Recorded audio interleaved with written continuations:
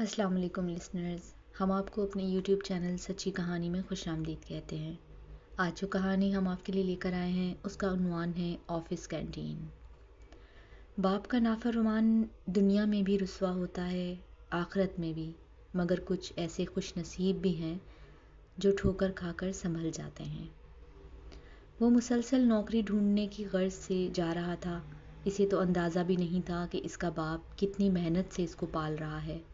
وہ آئے دن جاتا اور جیب خرچ سے زیادہ دیے گئے پیسوں کو اڑا کر واپس آ جاتا۔ روز ابا اس سے پوچھتے، بیٹا کچھ رقم واپس ہوئی کہ نہیں؟ وہ تنک کر جواب دیتا، دیے بھی تو بہت زیادہ تھے نا آپ نے، کہ اب پائی پائی کا حساب لیا جائے گا مجھ سے۔ دوست یار ہوتے ہیں ساتھ، یہ نہیں کہ کچھ زیادہ رقم ہاتھ میں پکڑا دیں، الٹا دی ہے اسے بھی واپس مانگ رہے ہیں۔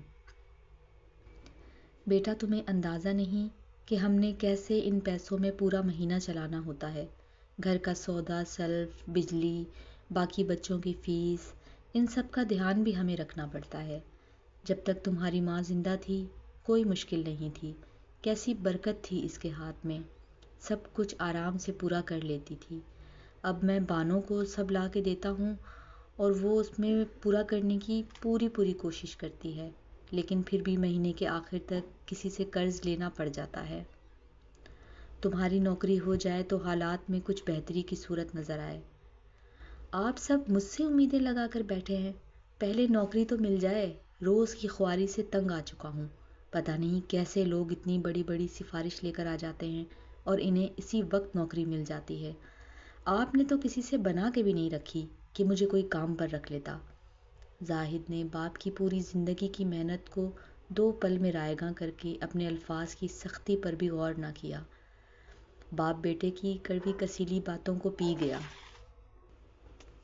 وہ جانتے تھے کہ حالات سے تنگ آ کر یہ ایسی باتیں کر رہا ہے، سچ ہی تو کہتا ہے، میں اس کے لیے کچھ نہیں کر سکا، بچپن سے اب تک غریبی میں ہی بچوں نے گزارا کیا، اللہ ہی میری اور اس کی مشکل آسان کرے۔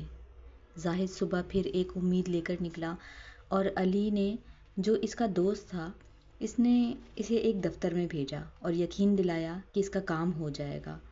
زاہد وہاں پہنچا، اس کا انٹرویو لیا گیا اور کچھ دیر انتظار کا کہا گیا اور پھر اسے نوکری کی خوشخبری سنائی گئی۔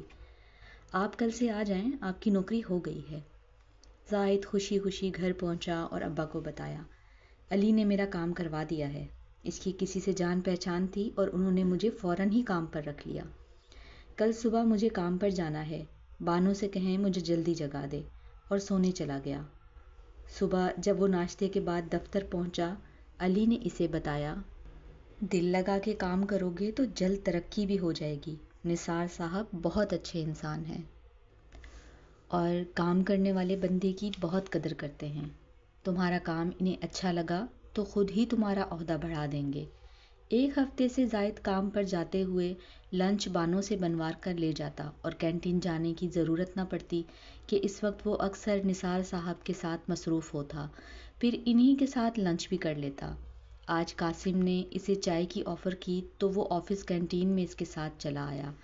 چائے پی کر جب وہ فارغ ہوا اور قاسم پیسے دینے گیا تو زاہد کی نظر جس شخص پر پڑی وہ کوئی اور نہیں بلکہ اس کا باپ تھا۔ زاہد نے اس وقت تو اس بات کو نظر انداز کر دیا، لیکن گھر آ کر اس نے خوب ہنگامہ کیا، آپ کو یہ نوکری چھوڑنی ہوگی، یہ میری عزت کا سوال ہے، جس دفتر میں میں کام کرتا ہوں آپ اس آفس کی کینٹین کو آپ چلاتے ہیں۔ بیٹا یہ کیا کہہ رہے ہو، میں یہ کام نہیں چھوڑ سکتا، مجھ پر نثار صاحب کے بہت سے احسانات ہیں اور اتنا عرصہ کام کر کے میں نے تم سب کی ضروریات پوری کی ہیں، اور اب اچانک سے یہ کیسے چھوڑ سکتا ہوں؟ میں رزق حلال کما رہا ہوں، کوئی ڈاکہ تو نہیں ڈال رہا، تم اپنے آفس میں کام کرنا اور کینٹین کی طرف مت آنا اگر تمہیں بہت شرمندگی محسوس ہو رہی ہے۔ زاہد صبح انہیں پھر منع کر کے گیا، اگر آپ آئے تو میں نوکری چھوڑ دوں گا۔ علی جب اسے لینے آیا تو اس نے ساری بات اسے بتائی۔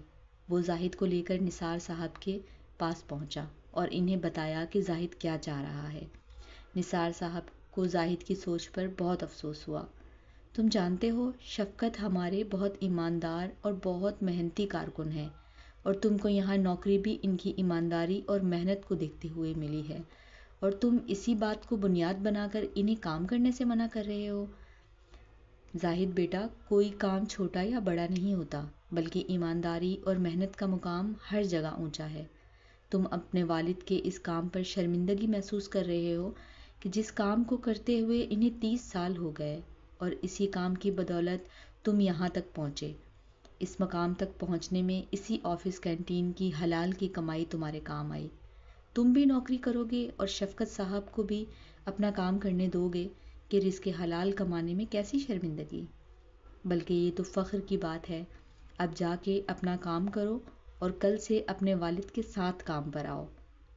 زاہد کا سر نثار صاحب کی باتیں سن کر شرم سے جھک گیا۔